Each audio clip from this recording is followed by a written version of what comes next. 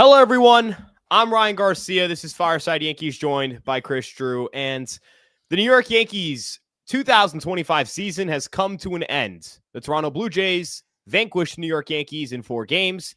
They win 5-2 in Game 4, and the Yankees will go home. The Blue Jays will go to the American League Championship Series, awaiting the victor of Game 5 in Seattle, which will be played on Friday between the Tigers and Mariners. Chris, this was a close game for most of it. Then things kind of slipped away from the Yankees. It felt like it was a winnable game. And, they didn't do what they needed to do today. There's a lot we could talk about, but Chris, initial thoughts after the season is now over. A really nerve-wracking game, and the double play ball that Jazz kind of kicked, you kind of felt like, okay, this is really going to go our way, and the offense wasn't there. My initial thoughts though was I'm really proud of Cam. I thought Cam did a great job. So I don't know, man. It just sucks, man, because you play 162. You feel like you really get to know this team, the ups and downs over the course of several months, and whenever it ends, it always feels like crap. And so I'm feeling like crap right now, a little down. Season's over. Yeah, and how do I put this? Cam Slittler was great. We talked about he's not going to get a lot of strikeouts today. The Blue Jays don't strike out a lot. And that's their game. That's what they do so well. Credit to Schlittler. He didn't walk a single batter. That's all I could have asked for. Don't walk anybody. And he had a good time. He had a good game. We'll get to him in a little bit because he was great. But look, man, the initial feelings when you lose like that, when you lose a series, and honestly, you get blitzed in the first 2 games, you win Game 3 in dramatic fashion. Game 4, you felt like you could win that game. We talked about miracles, needing miracles. It felt like Ryan McMahon hitting a home run off a lefty was a miracle, right? Like those little things that happen for a team that you feel like can get the job done. And they ultimately didn't. And I know it's so reductive. The Yankees didn't get it done. That's why they lost. But I mean, the place I would start is with the offense in today's game. We'll talk about we'll give a series kind of recap in a different video. I think this is more just raw emotions. Yeah, right after the game, instant reaction. Yeah, I can't give you guys a proper series recap that isn't just me losing my mind. And I don't. That's not right to the players, and that's not right to you guys. So, I'm not going to do that. But the offense just didn't show up today. 6 hits. They picked up some walks. They picked up 4 walks, but they went a grand total of 1 for 6 with runners in scoring position. That's what happens. The Yankees haven't hit with runners in scoring position all postseason, and it reared its ugly head again here. They had chances in the 8th to kind of get some sort of chip away at the lead. There was some motion. There was some motion there. Right. Again, the Yankees had 6 chances at this to score with runners in scoring position. They should have had more than 1 run. It's that simple. They didn't show up in today's game. They weren't great in the Boston series. They weren't great in the Toronto series. They had spurts. They had that kind of high from the second half of Game 2 and the second half of Game 1. And then after that, it was nothing. So, Chris, the lineup went cold. What were your thoughts? What did you see that caused them to not hit today and not really hit much in this postseason? Lineup went cold, man. And I didn't think the end of the year would cause me to be so down on Trent Grisham, too. It kind of put Judge in a little bit of a tough spot at the top of the lineup. But, really, really frustrating. When you don't hit with the bases loaded, when you don't hit with guys in scoring position, eventually it's going to come back to get you. And today it came back to get you. And really, this whole series wasn't super competitive. I'm just glad that games 3 and 4 were. Because you don't want to go out getting kind of blitz like that. So the offense went cold, and I told you before the game, I didn't think that they were going to let, if it was any high leverage situation, they were not going to let Aaron Judge hit. Yeah, and I've got to sit here and say, the Yankees, I can't Aaron Judge is the story of this series in the sense that how can I sit here and contemplate and cope with the fact that a year removed from saying, man, if Aaron Judge hit, the Yankees might have won the World Series. Aaron Judge hit. And then they didn't even get past the ALDS. Aaron Judge was impeccable. Aaron Judge finishes his postseason with a 500 average and a 1.273 OPS. If you told me that was going to be his numbers through the first 7 games of his postseason, I would tell you they're going to go win the freaking pennant. Bingo. But if you read the OPS numbers in this offense, Grisham, 426. Bellinger, 651. Stanton, 536. Chisholm, 598. Goldschmidt, 989. Shout out Goldschmidt. Rice, 730. Wells, 488. Volpe, 538. Dominguez finishes his postseason and is only posted at bat 1 for 1 with a double. McMahon, 833. Hey, man, Ryan McMahon showed up. That's like the only guy who really did anything for you. I thought Ryan McMahon had a really good playoff, man. Like, and I'm a big McMahon guy, and I know people, and obviously this will be more for the offseason. I know people are like frustrated by the contract having to pay him. I think he's going to be a damn good player next year, Ryan. Like, I really believe in it. I see it. I think he's going to develop, and I thought that he really played well this postseason. Yeah, I agree. He gave you what, I mean, if you told me he's going to give you an 800 OPS, I'd be more than happy with that. Like, how can you not be happy with an 800 OPS from a guy who is a not good hitter? And he was great defensively. He made all the plays. He did everything he could. But again, we look at kind of where the Yankees are at. The OPS numbers from the guys you rely on, and even if you look at like your bench, Rosario 700 OPS in the postseason. Caballero, like, you know, he didn't really hit much in this postseason, but he also didn't play much. That's the other part of it. Volpe stole that shortstop job back, and Volpe didn't hit, but the defense I think made it worth, like, you know, Caballero isn't a world beater against righties. We're well aware of that. I'm not going to sit here and pretend like that decision is why the Yankees gave up 23 runs in the first 2 games and again just didn't hit today. Like, I will talk. There's some things that I didn't like that Boone did. I thought Boone should have hit for Volpe with Rosario and should have gone to Caballero for McMahon. I thought it was crazy that Volpe got in that bat there. I thought that was insane. But again, like, I mean, I can have, there are things I could pick apart with Boone's tactics, but like, look at the numbers these guys put up, man. Chisholm, awful. Bellinger, awful. Stanton, awful. Grisham, terrible. Wells, I mean, he had impactful hits, but he didn't have a lot of hits. Like, the hits he did have mattered, but he didn't have a lot of them. I guess I think I kind of excuse Wells because this offense had to do its job the whole year with Wells kind of being up and down and primarily cold. But like the guys who I am having a tough time kind of getting over is like Trent Grisham being really, really bad. And then Jazz Chisholm. This is his second not very good postseason. And I love Jazz. Jazz is one of my favorite players on this team. But, you know, like Trent Grisham being bad really hurt the top of the lineup.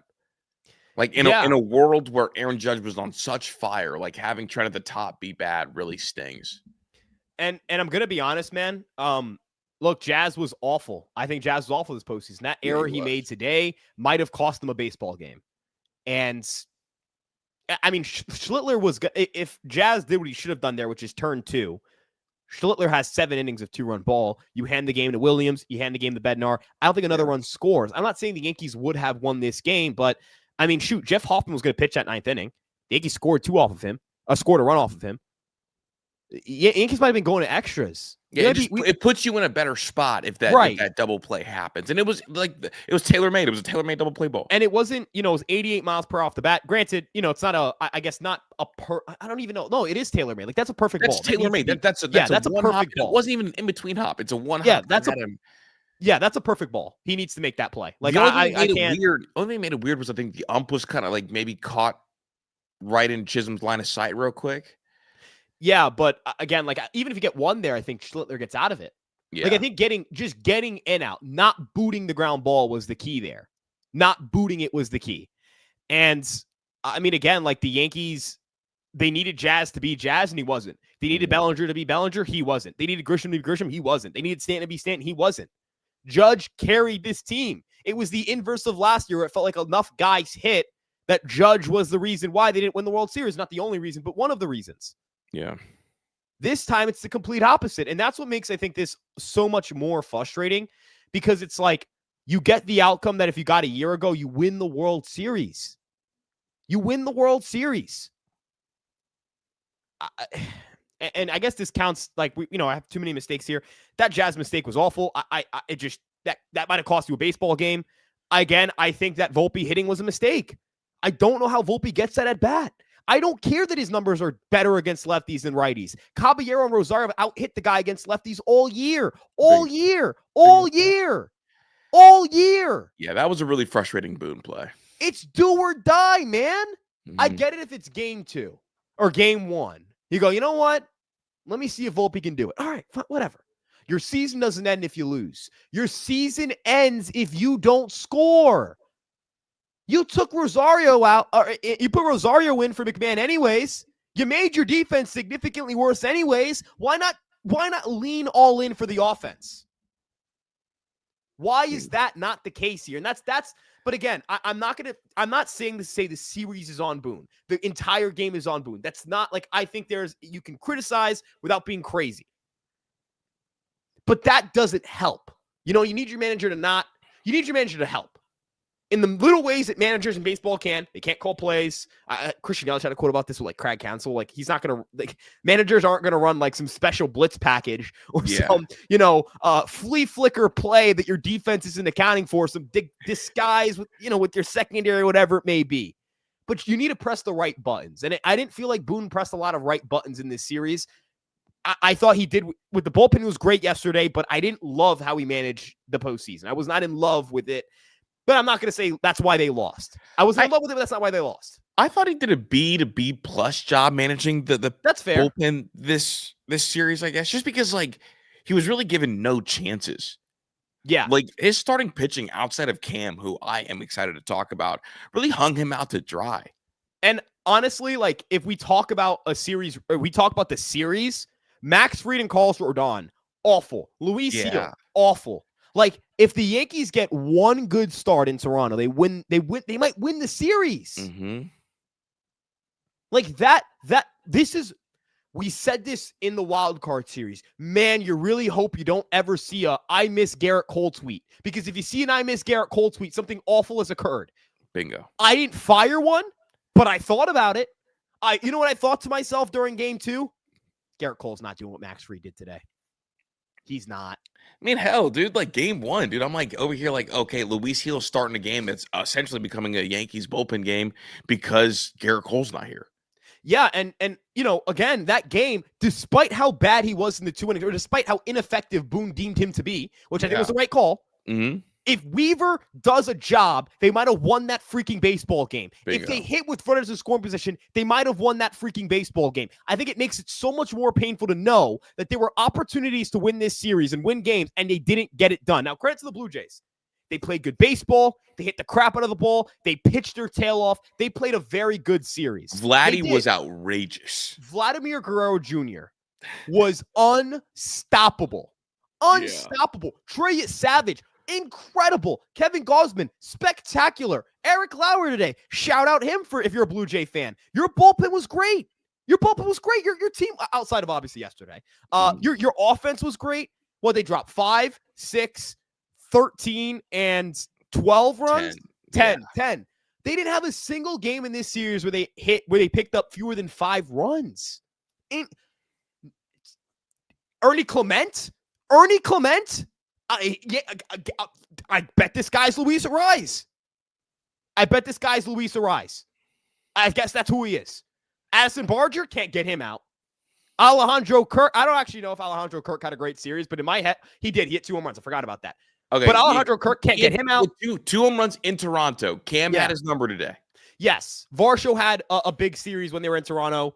Like Nathan Lucas hit 333 with an 833 OPS. Like the tail of this was crazy. The offensive gap was insane. Mm-hmm. The Blue Jays killed your pitching staff. They did. They killed them. Fried was awful. Rodon was awful. Heel was awful. Heel was just not good. I don't know if awful. Heel was awful, bad. But I blame the other two because the other two we paid hundreds of millions of dollars to be really, really good. And like one of the things that you kind of felt good about is that, like, if you're the Yankees, my bad, Ryan. If you're the Yankees, you've got 4 starters. Yeah. And that was the Yankees' strength going into the postseason. One of their strengths was starting pitching. Starting pitching was supposed to be an advantage for the Yankees. It was not an advantage for the Yankees. The Blue Jays got better starting pitching. The only, again, it sucks because we talked about this before the game. If the Yankees allow 4 runs, they have to win that game every single time. They allowed 5, 2 of them on an error. You need to win that game. Schiller was phenomenal. It was phenomenal. Wasn't dominant, but he did what you have to do against the Blue Jays, which is attack the zone, get soft contact. They're not going to strike out. He didn't walk a single guy. I know he gave up 8 hits, but how many of them were rockets? I thought that was a really big-time playoff outing from him. Like, not every playoff outing is going to be, like, just striking out 10, 11, 12. Cam Schlittler, for all intents and purposes, is the guy I trust the most on the active roster in the rotation. Bingo. That's where I'm at. He delivered a start that makes you go, and had a postseason, and honestly at an end of the season that makes you go, this guy's got balls. This guy can pitch. Great stuff. Like, this isn't even like he looks good. Good results, therefore, is good. The process is great. The process has improved. The command has improved. The pitchability has improved. The repertoire is better. The stuff is insane. The velo is great. He is a guy who is a capable frontline starter. And I'm not saying that Max Fried's a bum. I'm not saying that Carlos Rodon's a bum. But there's something that's so overpowering about Cam Schlittler. That makes him such an effective starter against good teams, against playoff teams. You cannot pull the ball against this guy. You have to shoot everything the other way. You have to settle for singles. You have to settle for dinks and dunks. That's what you have to do. It's what you have to do. When you're facing Cam Schlittler, that's what you have to do. One barrel today. 25 batted balls. One barrel. Was it to Barger? Performance. I believe it was Springer. Springer's sac fly. Okay. I thought it was one Barger barrel. Yeah.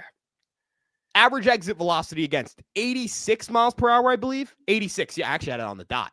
Not a lot of whiffs. 15% whiff rate, but he had a called strike percentage that was very high. So his called strike plus whiff percentage was 27%. That's pretty average. He's going to be a 1 or a 2 in this league, Ryan. Just so you know, like, he's going to be a 1 or 2, and I'm hoping it's here. You know, I know that obviously, like, the guys that get the ball opening day tend to be like the guys who get paid the most money, but like, Cam is real deal, and you could tell. Not only do we trust him so much, Ryan, Aaron Boone trusts him. Yeah. Aaron Boone went out there just to check on him. And like, after the 6th, what'd he do? Straight to the dugout. I'm not done yet. His heart beats slow. He's hyper competitive. He's going to take this and really feel disappointed that he wasn't able to be more effective, even though it was only 2 earned runs in it should have been 7 complete innings. Yeah. And again, like, the Yankees got everything they needed from Cam Schlittler this postseason. Yeah, they got everything you said before the show the Yankees needed to score 5 or 6 to win this game. Exactly. They needed to win 5 or 6 to win this game. Minimum. We said more than 5. That the Blue Jays scored 5. The Blue Jays scored 5. This offense couldn't do anything. Aaron Judge was unbelievable, spectacular, unstoppable, every positive adjective you can think of. You couldn't buy a hit if you're Jazz. You couldn't buy a hit if you're Trent. You couldn't buy a hit if you're Bellinger or Stanton. Could one of you guys step up and do something? I needed just one, Chris. Yeah. Just one. They didn't have Bichette. They were a bat short. Fried, why couldn't you step up? I'm not gonna do it with Heel because I had low expectations, although he wasn't good, but I had low expectations, so I'm not gonna do it. Not gonna do it there. Rodon is very lucky they won that game, or else I think he is the center of a lot of this too, because he wasn't good at all. He was very uncompetitive. 5 1/3 innings out of Fried and Rodon. 14 earned runs. 14, Chris. 14. Yeah. How do you give up 14 earned runs? 14. Like, why did the kid give you more length? Why couldn't Max Fried? Why did Max Fried have to walk Miles Straw in game 2? Why couldn't Max Fried go after guys? Why couldn't Rodon go after guys? I know why Heel couldn't go after guys. I know that.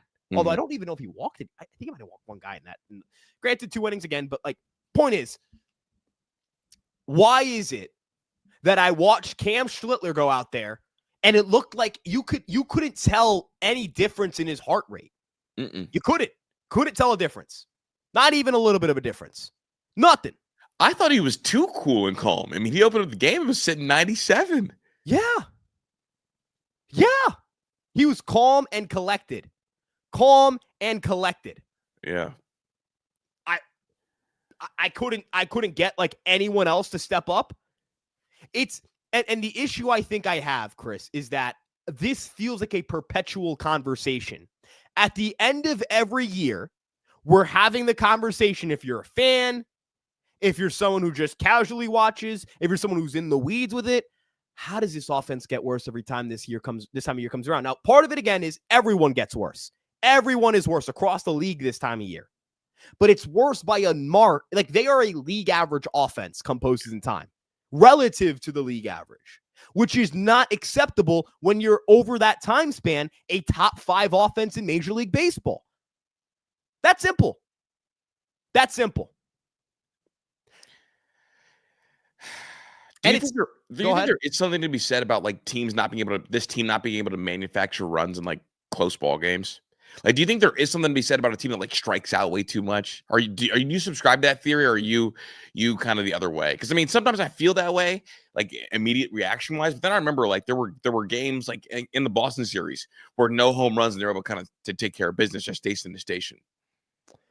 Yeah, and I mean, what stinks is that like. What stinks for the Yankees is that, like, there are so many. There are just, they're chances after chance. Like, gosh, dude, we shouldn't be having this conversation. Shouldn't be here. Shouldn't be here. I shouldn't be having this conversation on October 8th. Shouldn't have. Shouldn't be. They should be above it. But we're 8 years in and they're not. Like, the thing that bothers me, Chris, in some of in the World Series, we saw it. In at times in Game 3 and in Game 4 today, we saw it. Some guys look like they've never been here before. Yeah. Some guys, it looks like you're like, okay. If you told me like, oh, Cam Schlittler, he's not looking good today because he's not used to this environment. All right. Ben Rice is chasing a little too much. He's not used to this environment. Okay. All right. Okay. All right. First year players. What? Fine. Sure. Makes sense. But like when Jazz can't make a routine double play ball, come on, man. We're plus defender at second base. That's got to translate. When Grisham has no approach at the plate, it's like, dude, you've been to the postseason with the Brewers, with the Padres, and with the Yankees now, 3 different times.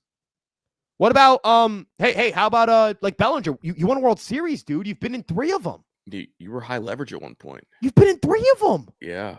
How many deep playoff runs has that guy gone on? And it looked like he's never been there before. At least offensively. Defensively spectacular. Like him and Grisham being black holes on both sides of Aaron drove me mad. They were both black holes. You're hitting in front of Aaron, and behind Aaron, you were a black hole. Yeah. And like watching those two, go get me Kyle Tucker is what I kept saying in my head. Like, go get me Kyle Tucker. I do not want to watch guys who look lost in approaches at the plate. Like, I'll watch one of you guys. I cannot watch both of you guys, especially when my superstar's hitting the way he is. I agree. And that's what I was a proponent of, like hitting Goldie in front of Aaron, hitting Ben Rice in front of Aaron, because Trent Grisham looks so lost at the plate. And it's like people are like, oh, well, Aaron has all these hits, but no RBIs. Well, that's because the guy in front of him can't get on base to save his life. Yeah. That can't happen. If you are Trent Grisham, your number one priority has to be to get on base. And for the first time, I sat back and was like, I just want to go back to the traditional leadoff hitter approach. I want someone who's going to work counts, get on base, and be fast. It's crazy because Grisham is an on-base guy, and he didn't know what he was doing this year. No, he looked so lost. Like, here's the thing. With relievers, we can acknowledge when you don't have it, I don't want to see you. Right. Why can't we do that with not just take him out of the lineup, but with the leadoff hitter? Why can't we do Why couldn't Rice lead off a game? Why couldn't Goldschmidt lead off a game? I understand. Okay, Goldschmidt I understand today because he started with a righty. I can get that. Yeah. I can get behind that. I can get it. I get it. But there were opportunities where he could have let off Rice. There were opportunities where, like, the guy doesn't know what he's doing at the plate. Grisham had no idea what he was doing offensively. No clue what he's doing at the plate. The fact that Aaron Boone couldn't figure out that Grisham didn't know what he was doing offensively by the time we entered Game 4, and the fact that Volpe took it at bat in the 7th inning. Yeah. How does that happen? It can't. It's not supposed to happen. How, as a man, like, this is where, like, I understand it's more on Jazz, it's more on Grish, it's more on Bellinger, it's more on them that the Yankees lost than on the manager. Yes. But dude, I need my manager to see it. Mm-hmm. And I got also, I know I'm going to go on a side tangent here, and just elbowed my audio box. My poor audio box, man. I see a lot of people like analytics. It's analytics. The Yankees and analytics. You can't win with analytics. And I get why some people feel that way in the chat. I understand, you think that analytics are telling people strike out, don't have good at bats, and don't walk. Analytics are just numbers, folks. They're just tools. And you want to know who the most analytical teams in baseball are? The Dodgers, the Brewers, the Astros, the Brewers, the Rays, the Red Sox. All of these teams, super analytical. The Phillies. What do you know what the Blue Jays did to improve their offense? Got rid of Don Mattingly as the hitting coach, old school guy, brought in a younger, more new school hitting coach, and they just beat you. And you know how they beat you? You think it was by, Miles Straw, he dunked that single to right field. They beat you because they hit 9 home runs in this series. Yep. You hit 3 or 4, excuse me. You got out-homered by 5 runs. Don't tell me it's because the Yankees are trying to hit the home run ball. The Blue Jays were trying to hit the home run ball. Everyone tries to hit the home run ball. You think the Yankees are going up there and it's like, yeah, I'm just going up there and I'm just, swinging 1,000,000 miles per hour every single pitch. Like, do you know what, like, I can't stand that every single freaking year, it's like, well, it's the analytics. Every time they lose, it's like, it's the numbers. It's the nerds. They don't play baseball. They don't know how to play baseball. You know what wins? Home runs. Mm-hmm. You know what wins? Teams with good analytical departments. Do you know what gets you Cam Schlittler? Analytics. Do you know what gets you Ben Rice? Analytics. Do you know what gets you, if you're the Blue Jays, Nathan Lucas, Addison Barger? Analytics. Treya Savage? Analytics. Kevin Gausman? How do you think Kevin Gausman, randomly at the age of like 29, figures it out? Because it wasn't, he looks like an ace. It was analytics. It's analytics, folks. Analytics. ANALYTICS. Analytics. That took a while. Dude, I did not think I was going to spell that right. I'm glad you got it right because I'm over here like, I'm pretty angry. I don't want to go to a spelling bee. Good work. I did not know how to. I'm not going to lie, dude. I was like, I'm going to get this wrong, and it's going to be such an ironic point for me to talk about how important math and data and science is in baseball, and then get the spelling wrong. I might have gotten it wrong. I might have. I'm not going to tell you if you got it wrong. I don't even remember I can't spell. Bad speller. I think I had the letters, but I don't know if I put them in the right order. Point is, analytics have won 2 World Series championships with the Dodgers, 2 World Series championships with the Astros, a World Series. The Red Sox hired Bill James and won 4 World Series titles in the same time span the Yankees have won 1. Bill James. Mm-hmm. It wasn't, the feel. Like, if you want to say, all right, look, the Yankees look rattled. Maybe they have the wrong people. Maybe they have the wrong manager. Sure, go ahead. I don't know. I don't know, but go ahead. But you want to say, well, it's data. We're looking at the wrong problem. Yeah. These guys looked shook out there. You mentioned it in Toronto. They looked shell-shocked. Rattled. Like they've never been there before. That's not an analytics thing. Analytics aren't, I don't need to, I want guys to choke. That's not analytics. I want guys to strike out. That's not analytics. It's not analytics. It's not. It's just not. I do think, obviously, analytics are really important. I do think there's a feel element to it. And I think, if analytics told you to lead off Trent Grisham, game 5, I'd be like, game 4, like, you're out of your mind. I think that is a feel thing. But for the most part, I agree with you. Like, I think analytics departments are really important. And a lot of times, I think people put their frustration on analytics because they don't understand kind of what numbers teams value over other numbers. If you're going to complain about analytics, I think that's the way. But this team wasn't good enough. This team didn't hit well enough, and the analytics aren't why they didn't score 2 runs in an elimination game. Period. Yeah, and look, the Yankees. I think what happened in this series, they lost their approach so many times. Mm-hmm. Like, example, Rice walks after Hoffman walks Rice first batter. The batter before that walk. That's why they pulled the pitcher for Jeff Hoffman. And then Austin Wells proceeds to swing at the first pitch. That's not their approach. The Yankees led baseball in walks. That's not their approach. That's not their approach. They abandoned their approach. You want to tell me, you know what the peak Yankees, the dynasty Yankees did so well? You know what they did so well? He hit home runs. But they walked. Like They did walk. The core of quote unquote Moneyball is getting on base. Like a core belief of analytics is that getting on base matters more than hitting for average. Although hitting for average is a form of getting on base. Like a core principle of analytics is that I don't, not that I don't care what you hit, but if you get on base more, I value that more than if you hit for a higher average than the other guy. That's the core of Moneyball, or like our first real understanding of analytics and what they taught us about the game of baseball. You know what I mean? Well, yeah, because OPS is the stat that started it over average. Yes. Like you want the OPS. Like really, analytics says more traffic results in more runs. Yes. That's all it is. And so it's like, how do you create the traffic is what it is.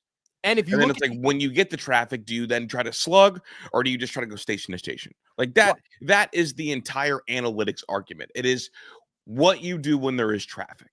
That's all it is. And the Yankees from 1996 to 2000 were top 5 in OPS.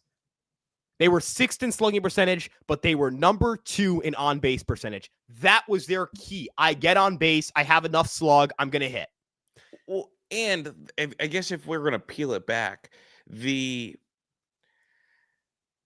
reason for the home runs, it being so closely tied to the walks, is because the way the numbers tend to unpack is you have to see more pitches to get walked. Yes. And if you are spoiling pitches, the chances of you getting a better pitch, pitch 7, 8, 9 of the at bat to hit for a home run or to slug on is higher. It's like the more pitches you see, the better pitch you'll see to hit. Yeah. That's the general thing. That's why Trent Grisham, his slug was so high and his walk was so high, because it wasn't about the ambush. It was about working the at bat. And then, okay, at some point, someone's going to make a mistake for me to turn on. So usually they do tend to go hand in hand. And then the other part of it is, like, if I have a good eye and a pitcher's trying to nibble against me and they go down 2-0, they're going to have to give me a good pitch. They're going to have to give me a fastball. Yeah. And that is where I do the damage. So really, like, the two things go really hand in hand. Patient hitters hit home runs. That's how it goes. Patient hitters hit home runs. And the other thing I wanted to point out, the home run ball became a key component of modern baseball because the average pitcher got better. Yeah. Guys throw harder. Like Cam Schlittler's existence is a reason why guys have to hit home runs, because the Blue Jays picked up 8 freaking hits against the guy, 2 earned runs. Mm-hmm. He might have gone 7 if it wasn't for an error. You know what I mean? Like, no, those, Cam's performance today shows you why home runs are so important. Now I know, but here's the other part of it, Ryan. Like, Blue Jays didn't hit home runs today, right? But you know what I also say? The Yankees didn't do anything outside of hit a solo home run and then a garbage time hit. Like the Yankees, in this one game, the Yankees out-homered their opponent and lost. But in the series, the Blue Jays killed the Yankees in the home run battle. Killed them. Oh my! It was murder. Killed them. Yeah. How were the Yankees going to be able to beat Kevin Gausman or win game 1? Probably somebody needs to probably leave the yard. Yeah. Someone probably needs to leave the yard with runners on the road. Yeah. And I think I feel better. I'm not gonna lie. I got a lot of frustration out there, Chris. I feel really good now. Like I feel pretty good. Like I'm not gonna be happy about the Yankees, but I'm gonna go to bed feeling pretty good, which that was important. I'm gonna go to bed feeling like Cam is gonna finish top 6 in Cy Young next year. Yeah, and this is I wanted to kind of have the Schlittler conversation be closer to the end of the podcast, because I think it could let us kind of have something to think joyfully of, like get it all out, get all the yelling and screaming, all the anger, Boone this guy that, Grisham that, Bellinger that, Fried this, and then kind of talk about something that was amazing for the Yankees, and that was Cam Schlittler. He was awesome all year. He was their best pitcher. Cam Schlittler was their ace from when he got called up to the end of the season. Couldn't ask for anything better than that, right? Just can't. Like, look, Clark Schmidt wasn't doing what he was going to do in the postseason. If it's Clark Schmidt in game 3, I think the Yankees are home in the wild card round. And this kind of leads to our what's next thing. Yeah. Cam Schlittler's emergence gives you the pieces to trade for anybody you want this offseason. Yeah, I kind of agree. Like, you have a surplus in starting pitching. Yeah. I think you have to utilize it. You just do. The Yankees need to have a big offseason. They need to, because if I'm being honest with you, like, I think there were two important positives. I think Judge the moment is not too big for Aaron Judge. Yeah. And Cam Schlittler, the moment isn't too big for him either. And those are two great things for the Yankees. Ben Rice had a great year. That's a big win for them. And honestly, the Yankees are at a point where I think they have enough cheap talent to win baseball games. 100%. And they have enough cheap talent to spend, Ryan. Yeah. Yeah. And that's where Kyle Tucker should be in play. We'll talk about that as we kind of go through the offseason. Probably ad nauseum until winter meetings are over. We'll talk about, the infield, the roster, the pitching staff, all of that stuff. The Blue Jays celebrated on your field. The Red Sox celebrated on your field. The Astros celebrated on your field. The Dodgers celebrated on your field. That is something that Yankee fans have to live with and acknowledge until it changes, until they finally get over that mountaintop. And again, like, we'll talk about what's next. We'll talk about what it means for them as we get forward, as we get deeper into the postseason, or not in the postseason, deeper into the offseason. There's a lot there. There's a lot to unpack. The other thing I'd like to do is thank everyone. Chris, you came on really late in the year. Mm-hmm. It was the Fenway series that was like the big, like, kind of launching pad for us. Yankees went on to win that series. They go on that run where they're red hot in September. We win. We talk about the wild card round, division round. The time we had this year on this podcast wasn't long, but I know that it's the start of something awesome. Me too. So I want to thank you, because you were awesome. You've been great, and we're going to keep getting better. Now, for the audience, I want to say two things. Number one, it's been a kind of a confusing year here at the podcast, right? It's kind of been a rotating door of faces. I've been on, it's been me and Alex, then it's been me and Sam, then it's been me on my own, then it's been rotate some guests, and then it ended up being me and Chris. Sam still comes on the pod every now and then. Alex will be on the pod every now and then. That's still things that will happen. But I want to thank you all of you guys for sticking around, for watching, for just keeping up, because there was a lot that changed. There's a lot that was changing during the year in both content style and what we do. And I know that's not easy for someone who's watching the show. You want consistency. And so, I want to thank all of you guys who are watching right now, because it's hard. It's hard to put into words how much that means to me and how much that means to all of us. For the social media team, Sam did a great job leading socials once again. That's what he does. He is a machine. He is an animal. He is great at what he does. Danny, our head of graphic designs, continued to have an incredible year, because that's what he does. We brought in some new people that helped throughout the year. Brady helped us with some of our graphics throughout the end of the year during the postseason. He was phenomenal. I want to shout out Quinton. He's always held it down whenever we needed some help. Dylan, who does Fireside Knicks, he's helped out as well. There are so many people to thank. There are so many people to give credit to. There are so many people to, honestly, Chris, I get to do this for a job. And I don't know if there's anything I would trade that for. Yeah. And, at the end of the day, I'm pissed they lost. I'm pissed to have to talk about this on October 8th. It would have been nice to do it popping some champagne. And that's not the case this year. And was the case last year. It may not be the case next year. But I appreciate everyone who watched. I appreciate everyone who tuned in, whether it was once, whether it was numerous times. And I appreciate everyone here at Fireside Yankees and Empire Sports Media across all the Fireside brands. Yeah, that's what I have, Chris. That's what I have for you, man. Bingo. I appreciate you, man. You're a really talented young man, and I'm really excited to work with you for the foreseeable future. I'm really excited. Yeah, and again, for everyone who's commenting and having active conversations, we're going to be doing some fun stuff this offseason. We are. Free agent profiles, team reviews about different players on the roster. We're going to be doing what we can to keep going live and keep you guys updated with rumors and all that stuff. There is obviously going to be a little bit of a lull between now and the offseason, because I mean, there's not games to do pre and posts for. There aren't a series to recap or I guess to preview. There's only one to recap. That's what we have. That's all that, that's where we're at there. And we won't really know what goes on with this team until after this, after the postseason ends and we figure out who wins the World Series and which guys and kind of what storylines go on. And we'll go from there. But we aren't going anywhere. We got some prospect stuff as well, top 30 updates. And, Chris is a big prospect guy, which is kind of a different tone for this podcast where we have, the ability to kind of both provide you guys with top 30 kind of update stuff. So we're going to have fun with doing that. And, we'll have some fun stuff cooking. I can't delve into everything we've got because there's some stuff that we're kind of talking about behind the scenes. Yeah, we're still working through a lot.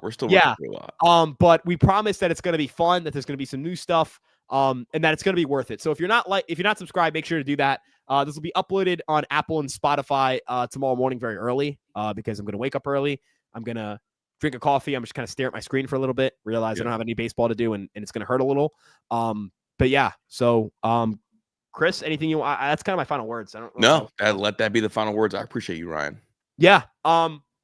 Chris, thank you. Seriously. You're an absolute joy to work with. And it sucks. I'm smiling because I'm excited for what we're going to get to do this offseason together, but I hate that it's the offseason. Same. I hate it. I hate it. Same. I hate it so much, Chris. Yeah. Thank you guys so much for tuning in. You guys can check us out on Twitter, Instagram, TikTok, Facebook, and of course its YouTube page at Fireside Yankees. You guys also know to check us out on EmpireSportsMedia.com. That's where our written coverage is for all of your favorite New York sports teams. It's football season. It's hockey season. Basketball season is right around the corner. If you're a Nets fan, it's a New Jersey team, so I guess we're New York and New Jersey. But yeah, you can follow our personal Twitter accounts at Ryan Garcia ESM on Twitter. That's me. And for Chris, it's at Christopher Drew _. Make sure you guys know how to spell that, please. We're too deep into this, guys. We're too far into this at this point. And yeah, let's go Yankees. It's been one hell of a year, and we're signing out. Peace out, everybody. And again, let's go James.